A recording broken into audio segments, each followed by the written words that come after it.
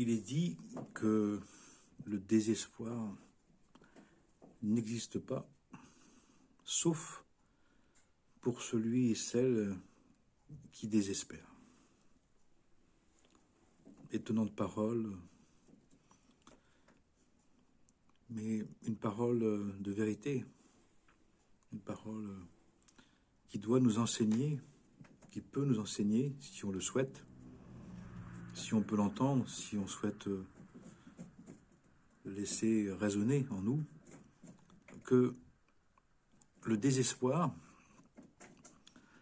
serait une production personnelle, serait quelque chose en nous qui résiste, qui veut, qui conçoit, qui imagine à sa manière, à la fois volontairement, mais en même temps inconsciemment, comme si c'était une production en nous d'une certaine lecture des choses, d'une certaine compréhension des choses, qui fait que ça produit cette amertume, cette rancune, ce mécontentement, cette angoisse qu'on peut mettre dans la notion du désespoir, du désespéré. Mais ça veut dire aussi que on nous laisse entendre là que nous pouvons aussi ne pas désespérer. Au point même où on nous dit qu'on ne doit pas désespérer. Même si la situation paraît désespérée, même si les circonstances ne changent pas, ne sont pas justes, ne sont pas bonnes. Au fond, d'un certain point de vue, on nous dit que nous avons la possibilité d'agir, de réagir, de nous positionner dans toutes les circonstances avec une attitude, avec une réponse ou un placement qui ne dépend pas de la situation.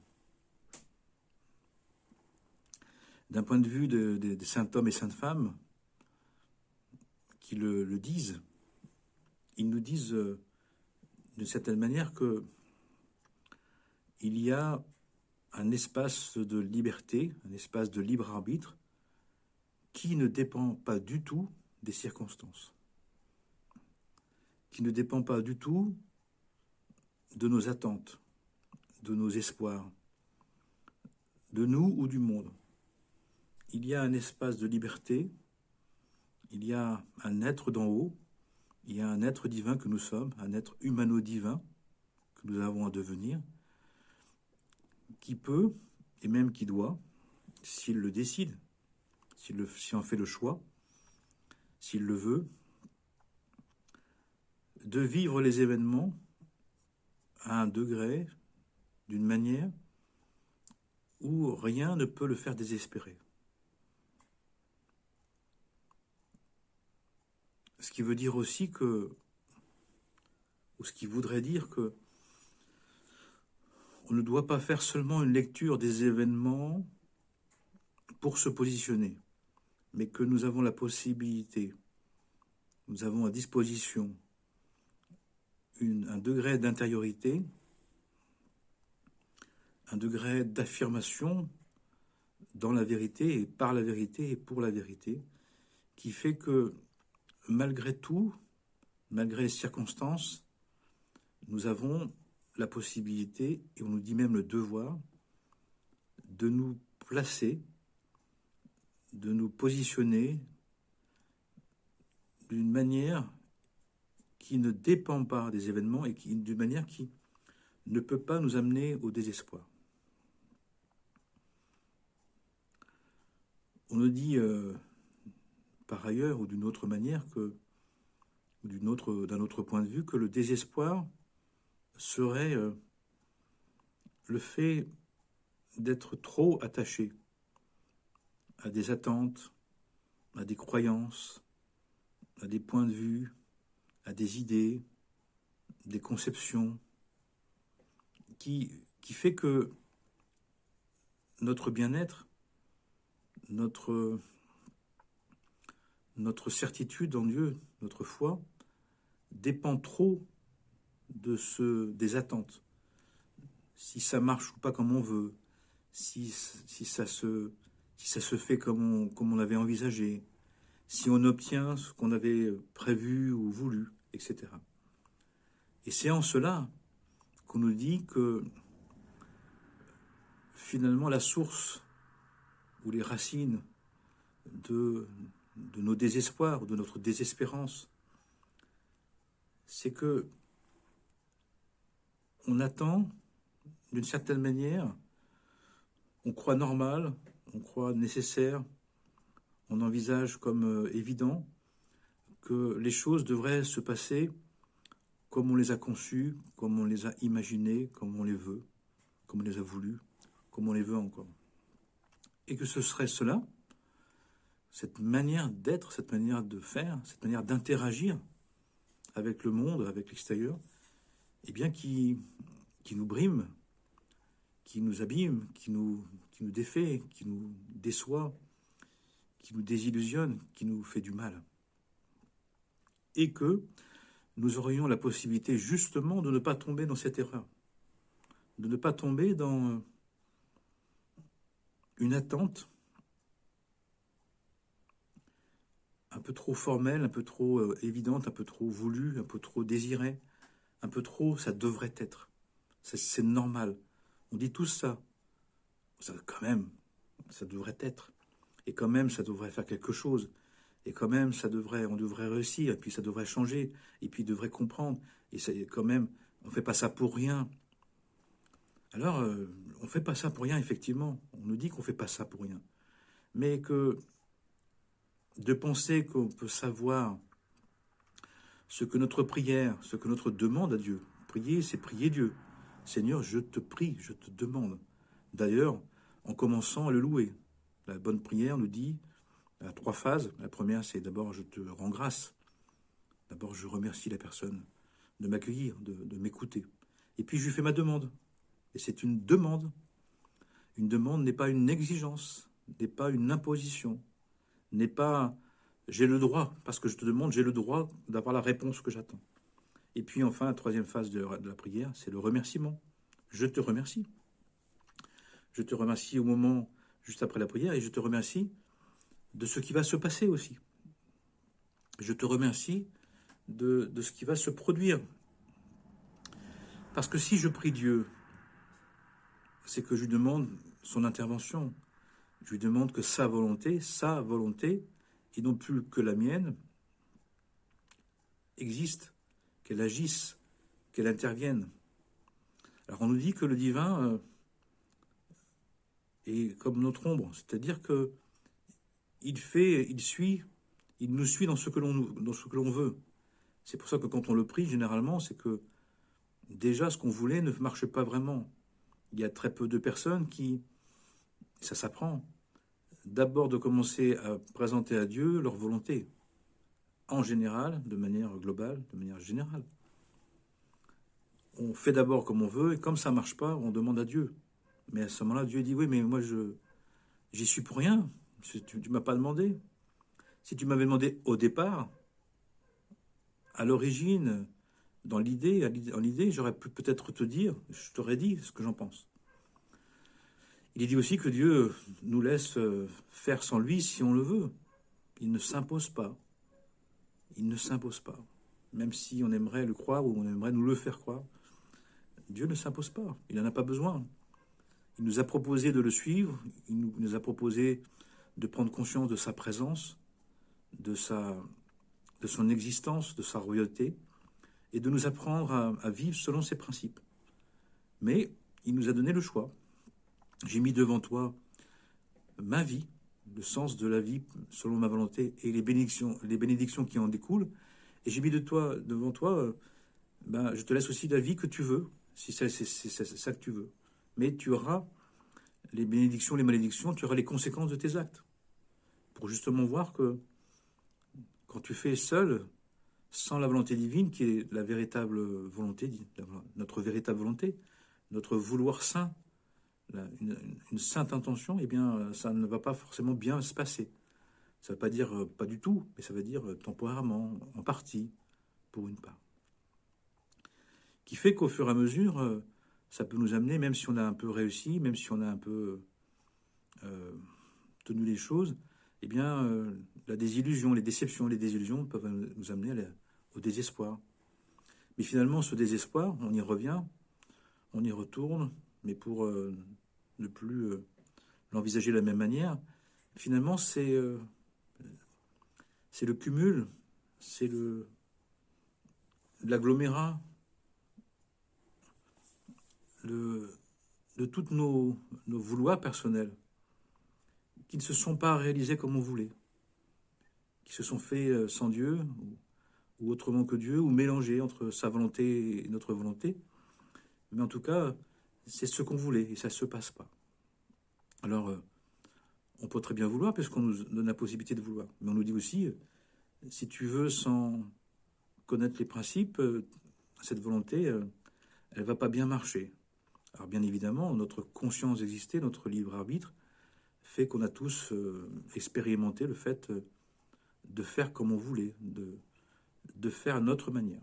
Et pour une part, et pour une partie, et pour un certain temps, ça peut très bien fonctionner, et ça peut être formidable. Jusqu'au moment où ça l'est moins, jusqu'au moment où ça ne l'est plus, ou jusqu'au moment où ça ne l'est plus du tout. Pour quelle raison? Parce qu'on nous dit que même si le divin nous a laissé un certain temps pour expérimenter par nous-mêmes, cette expérience-là, c'est pour comprendre que ça ne marche pas. C'est pas pour que ça marche. Le libre arbitre est dans le cadre du divin. Alors ça gêne beaucoup de monde. C'est qu'on n'a pas une liberté sans cadre.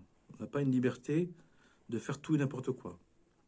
On nous laisse la possibilité d'expérimenter l'arbre de la connaissance du bien et du mal, mais pas l'arbre de vie. On n'est pas les maîtres de la vie. Dieu nous en préserve, parce qu'on risquerait non pas de s'égarer, mais de se perdre peut-être même définitivement. Donc on nous dit qu'à un certain moment, notre vouloir est juste. On doit acquérir notre volonté. Mais on doit ensuite la conformer ou l'associer au principe du divin, aux lois divines. Et c'est là où on peut désespérer. Ou c'est là où on y vient souvent parce qu'on a désespéré. Mais il va falloir maintenant purifier notre vouloir par l'adhésion libre et volontaire et consciente et choisie. Ça demande de faire des efforts, ça demande de s'y engager au quotidien, de faire les choses selon l'ordre divin. Il y a un temps pour chaque chose. Il y a une manière pour chaque chose. Il y a une parole pour chaque chose. Il y a les bonnes personnes, les bonnes circonstances, le bon moment, le bon lieu, la bonne maison. Tout ça, ça s'apprend. Tout ça, ça s'apprend au fur et à mesure.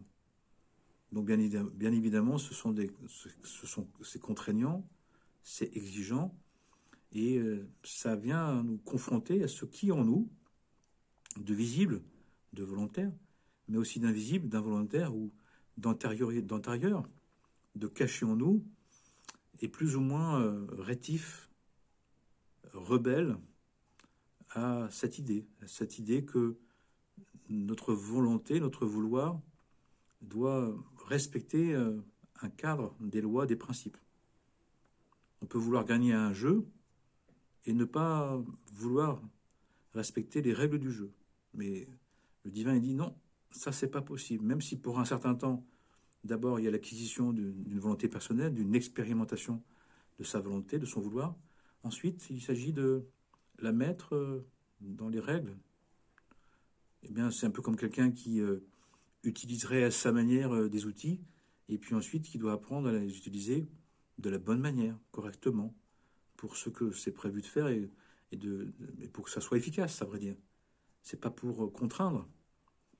Les obligations, les lois, les principes, c'est pour nous permettre de réussir, mais vraiment, de faire les choses dans l'ordre, de faire les choses correctement, de faire les choses pour que ça dure, pour que ça croisse et ça multiplie, pour que ça développe une conscience, que ça puisse tenir dans le temps. Et des personnes qui faisant à leur manière, faisant en vrac, faisant en désordre, selon leur ordre, mais pas forcément de manière ordonnée, de manière logique, de manière dans le bon sens, n'arrête pas de recommencer. Ça tient pas, ça fait pas, ça produit pas, ça s'organise pas. Parce qu'il y a quelque chose qui n'est pas tout à fait en ordre. Alors la personne ne le fait pas forcément exprès, bien évidemment. Il y a très peu de personnes qui ont la folie de se mettre à se saboter. Mais on fait quand même ça parce que on est là pour apprendre les lois. On nous dit ça. On est là pour apprendre les principes. On est là pour apprendre qu'il y a une volonté divine et elle organise tout. Quel est le maître de la vie, qu'elle nous a créé, qu'elle nous a mis dans une création, dans sa création, dans la nature divine, la divine nature, la divine création, et dans une humanité.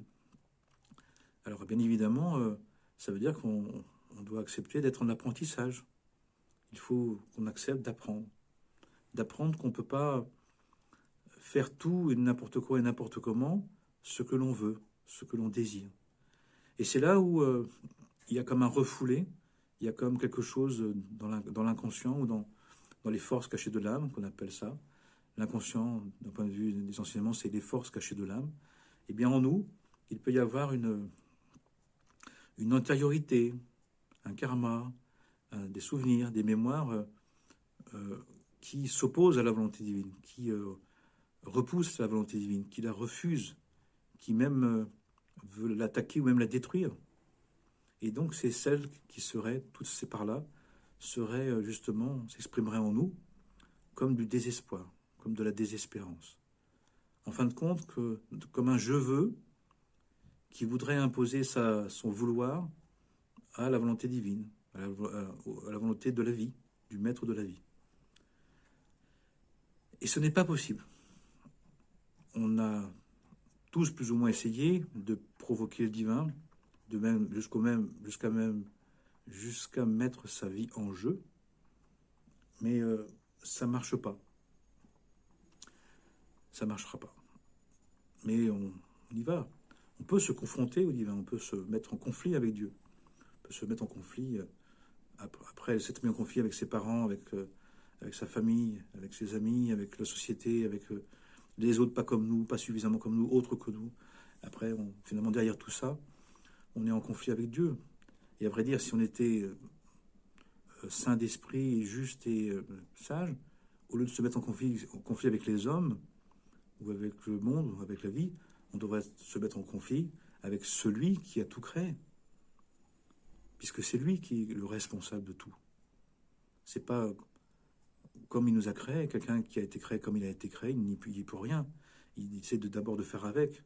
C'est pour ça qu'on nous dit aime ton prochain comme toi-même, ne l'accable pas, parce que il a été créé comme ça. Il a été créé avec son bon penchant et son mauvais penchant, avec son histoire, avec son état d'âme.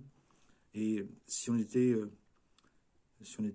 conscient que tout a été créé par le divin, et pleinement dans l'application de cette conscience-là, c'est à Dieu qu'on doit s'adresser. Tout ce qui se passe est dans sa volonté, et il en est le responsable. Et aucun homme est coupable. Mais c'est Dieu qui est responsable. C'est à lui. Et puis, il a ses raisons, il a ses pourquoi. Personne nous a dit qu'on était là d'abord pour changer les choses. On nous a toujours dit qu'on était d'abord là pour apprendre les lois, pour après les changer, les choses, ou les améliorer dans le cadre des lois divines. Parce que de faire à sa manière, sans comprendre les lois et les règles du jeu, de jouer au Monopoly sans les connaître les règles, ou avec des jeux, du jeu d'échecs, ou du jeu de je sais pas quoi, ou du Go, ça ne peut pas aller. C'est un peu ce qu'on fait. Comme si on avait la capacité, avant d'appliquer dans sa propre vie, dans sa propre conscience, les lois divines, d'intervenir dans le monde. C'est très tentant, mais c'est impossible. Les enseignements disent que c'est impossible, que c'est vain, que c'est illusoire, et que c'est là où on peut rentrer dans le désespoir aussi. De vouloir que notre vouloir soit d'abord vis-à-vis des autres, vis-à-vis du monde, alors que dans notre propre vie, eh bien, nous avons déjà à bien nous occuper de nous-mêmes. Certains écrits nous disent que nous sommes dans la création divine pour apprendre pour apprendre les lois, pour apprendre à agir selon ces lois, mais la capacité de changer les choses dans le monde, ça appartient à Dieu, que le divin a son projet plein et entier pour la création, pour l'humanité. Et que même si on en est témoin, c'est pas parce qu'on en est témoin qu'on peut agir pour ça. Mais que le fait d'être témoin de sa manière de faire dans le monde doit nous inspirer comment il agit pour nous et comment nous devons agir en nous, dans notre microcosme. Puisque nous devons fondamentalement apprendre les lois divines pour devenir maître de soi. Pas un grand maître, mais un maître de soi. Ce qui est une quête infinie, qui est une quête d'une vie, de vie successive, de vie en vie, pour le réaliser à la fin des temps, de la fin du monde. Là, on dit qu'on est dans la fin des temps anciens, dans la fin d'une période de temps, et qu'on va rentrer dans une toute nouvelle qui amène de grands changements, de grands bouleversements, qu'on serait dans un accouchement messianique, dans un temps où va venir un représentant du divin, ou des énergies divines, ou des principes divins, ou une expression du divin, ou un messie de Dieu, qui va justement nous inspirer, nous apprendre à maintenant un autre degré de conscience, un autre degré de vérité, de vivre la réalité du monde selon les principes du divin. Mais on n'est pas là pour corriger le monde en premier. Comment être juste vers l'extérieur si on n'est pas juste à l'intérieur? Comment être maître de l'ordre au dehors si on n'est pas en ordre au dedans? Eh bien, c'est aussi, nous dit-on, ce qui crée le désespoir. On veut agir au dehors, on veut intervenir au dehors, on veut amener au dehors, alors qu'intérieurement, la maison n'est pas propre. La maison n'est pas en ordre. Les pensées, les sentiments, la volonté, les pensées, les paroles, les actes personnels ne sont pas en ordre, ne sont pas selon l'ordre divin. Alors bien sûr, c'est progressif, c'est évolutif, mais c'est ce qui fait aussi, nous dit-on, qu'on peut éviter de désespérer. Le fait d'agir pour se tenir, pour respecter les lois divines, est une manière de participer au prendre soin du monde, à apprendre ce que le divin veut nous apprendre. Ça veut dire aussi qu'on a conscience que le divin s'occupe parfaitement de ce monde, de sa création, qu'il en est le maître, qu'il en est le responsable, qu'il en est l'acteur principal, qu'il en est la volonté divine dans tout, et que ça suffit. Je pense que si Dieu s'occupe parfaitement de son monde, il n'a pas besoin de nous. Mais nous avons besoin de lui pour apprendre à tenir notre monde intérieur. Et nous serions dans ce monde extérieur, dans ce monde, dans cette création, dans cette humanité, dont on fait partie, bien sûr, pour apprendre à nous tenir, pour apprendre à maîtriser notre monde intérieur, notre cosmos intérieur, en observant, en apprenant, en appliquant ce que le cosmos extérieur, la création et l'humanité, eh bien, nous apprend de la volonté divine, nous exprime de la volonté divine, nous montre comment ça fonctionne. À partir de là, on peut arriver à ne plus désespérer. Ça ne veut pas dire qu'on n'est pas touché par ce qui se passe. Ça ne veut pas dire qu'on n'est pas ému par ce qui se passe. Ça ne veut pas dire qu'on est... Mais on développe cette fameuse miséricorde, cette compassion, cette bienveillance, cette bonté. Et on prie Dieu qu'il ait pitié de nous, qu'il ait compassion de nous, qu'il fasse miséricorde. Parce qu'à ce moment-là, au lieu de désespérer de tout, on essaye de ne pas en ajouter, on essaye de ne pas appuyer ou renforcer ce sentiment très général, très partagé, à quoi bon, à quoi ça sert, quel est le sens de tout ça. À vrai dire, ça nous dépasse complètement. le sens des choses, le sens des pourquoi. Par contre, on nous dit que c'est pas forcément pour ça qu'on est venu. On est venu pour développer une attitude d'espoir, d'espérance, de confiance, de certitude, que même si on n'y comprend pas grand-chose, même si on ne sait pas grand-chose, c'est que c'est pour le bien, c'est que c'est pour quelque chose, mais que ça nous dépasse. Et que ce n'est pas en ajoutant du désespoir à la désespérance, ce n'est pas en ajoutant du négatif au sombre et à l'obscur qui est dans le monde qu'on aide le monde. L'idée, c'est de le soulager. L'idée, c'est pas de renforcer le négatif. Alors comment on peut faire ça, entre autres? C'est, nous dit-on, d'apprécier, de nous contenter, de remercier, d'apprécier la vie. Nous sommes vivants. Là, maintenant, nous sommes vivants. Nous avons la grâce et l'émerveillement et l'étonnement et la stupeur parfois d'être en vie. Nous sommes vivants. Et puis de nous contenter, c'est de nous contenter de ce qu'on a, de nous contenter déjà de ce qu'on a, d'être en bonne santé suffisamment, de quoi manger, de quoi dormir en sécurité, d'avoir un peu d'affection, d'avoir de voir et de valoriser, de survaloriser déjà tout ce qu'on a. C'est assez étonnant de voir que les personnes, qu'on est tous un peu pareils, c'est qu'on a tendance à voir ce qu'on n'a pas suffisamment, ce qu'on aimerait, ce qu'on voudrait, au point de négliger ce qu'on a. Et parfois des personnes, c'est parce qu'ils perdent de la santé, parce qu'ils perdent la vie, ils perdent un être cher, ils perdent le travail, ils commencent à dire oh, si j'avais su apprécier. Eh bien, n'attendons pas de perdre, n'attendons pas qu'on nous rappelle que tout nous est offert, tout nous est donné et prêté, et que nous avons à prendre soin.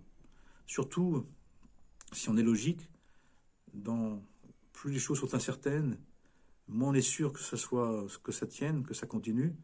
On devrait, normalement, en prendre soin et d'abord en remerciant, d'abord en profitant bien, en bénéficiant, mais dans le sens de dire je donne de l'importance, je donne de l'importance à ce que je suis, à ce que j'ai, là où je suis. Parce que toujours là-haut, toujours là-bas, toujours mieux par ici, vouloir autre, etc. D'abord, si c'est possible, est-ce que c'est possible? Et puis si c'est possible, ça viendra. Et si c'est pas possible, comment le faire? Et déjà d'apprécier, on dit que d'abord de se contenter, mais dans le sens d'être content de ce qu'on a, c'est d'amener le reste, c'est d'amener la suite si nécessaire. En sachant, je nous le rappelle, qu'on nous dit, que disent les enseignements, que le divin nous a garanti de nous donner ce dont on a besoin pour réaliser son projet qui est de nous apprendre ses principes. Il ne nous a pas dit, il ne nous a jamais dit, je vais te donner ce que tu veux, ce que tu as envie. Il nous a dit, si tu veux quelque chose d'autre que ce qui est prévu pour toi, je te laisse faire. Je te laisse faire jusqu'à l'égarement, mais pas jusqu'à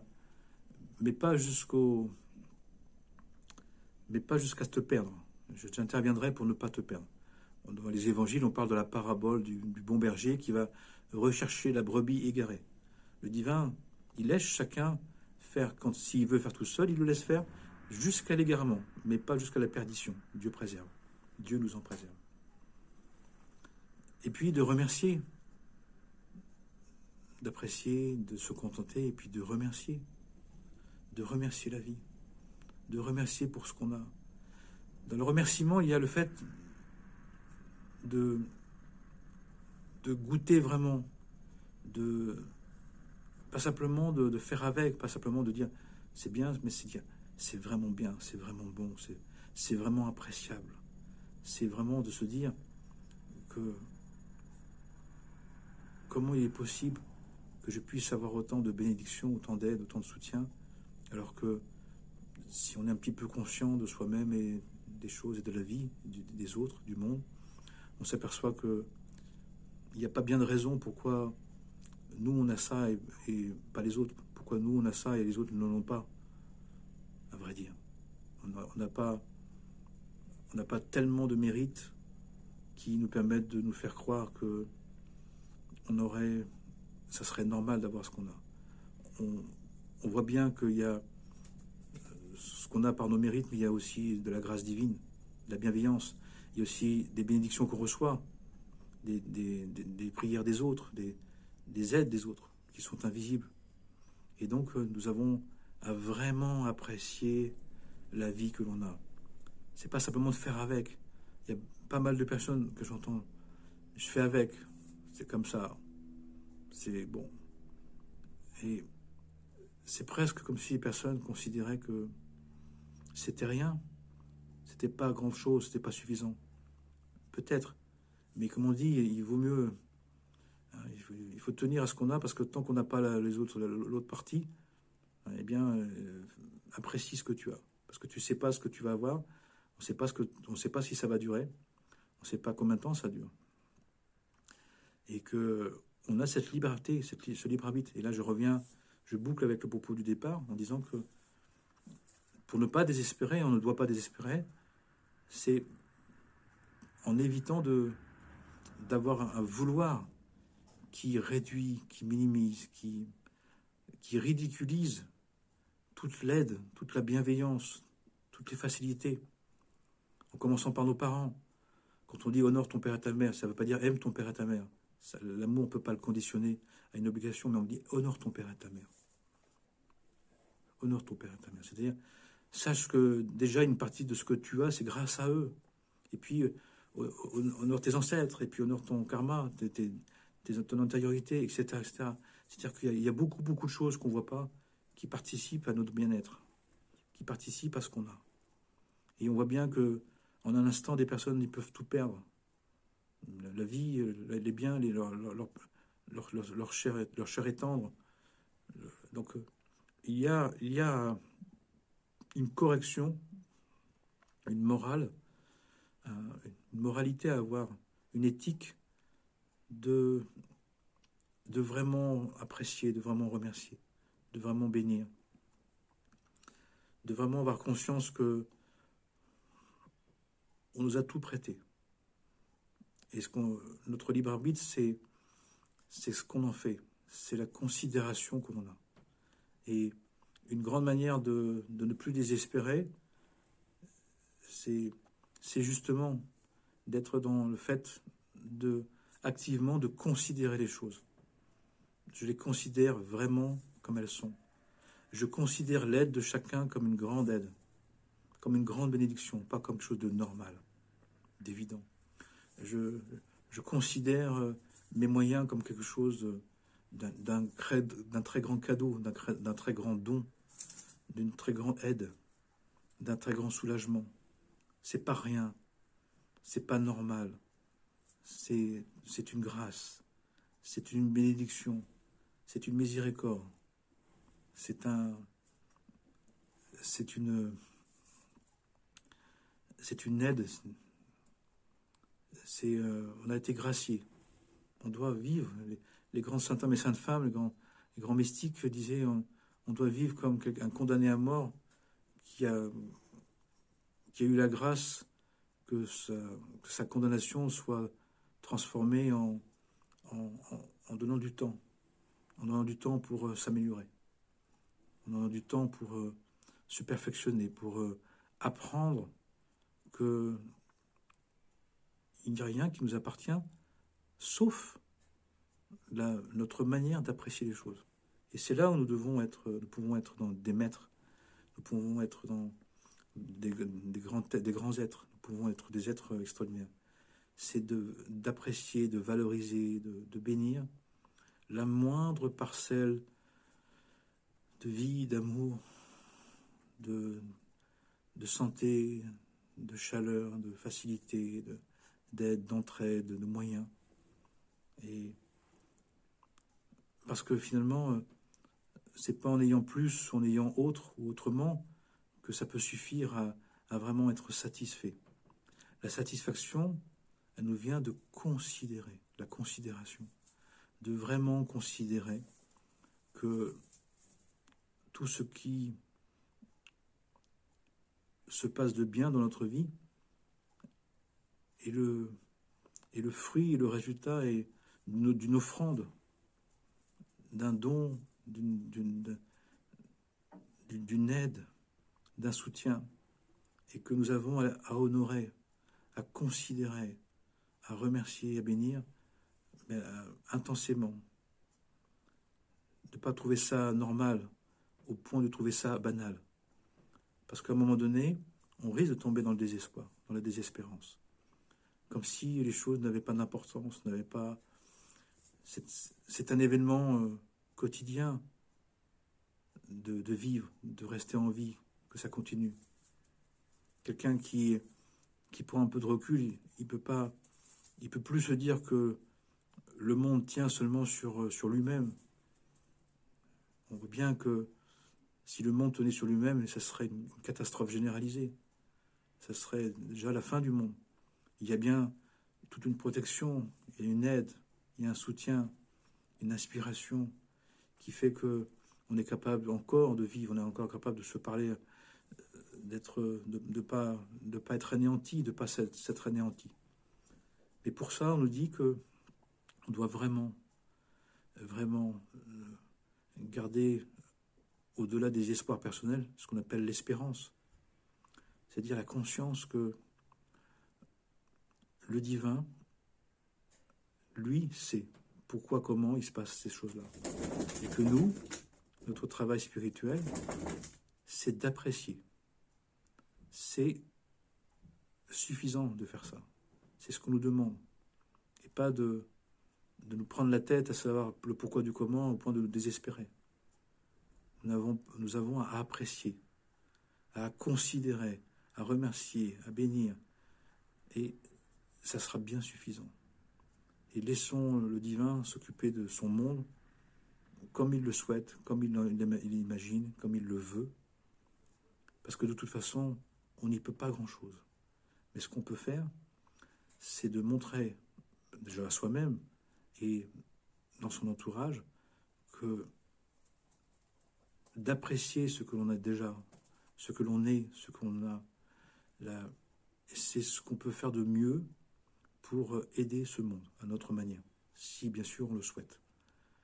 Que la paix soit sur nous, en nous et autour de nous et entre nous, pour le bien de tous les êtres, de toutes les nations, du monde entier, pour qu'enfin arrive la paix, non pas la paix du monde, mais la paix divine, qui fera que chacun et chacune appréciera pleinement et entièrement la vie que l'on a, la vie telle qu'elle est. Amen et Amana. Et pas la vie telle qu'on aimerait, qui nous fait souvent désespérer, mais la vie que Dieu veut qu'il soit comme celle-là et qu'on apprécie, dans son mystère, dans son incompréhensibilité, comme dit l'autre. Amen et Amana.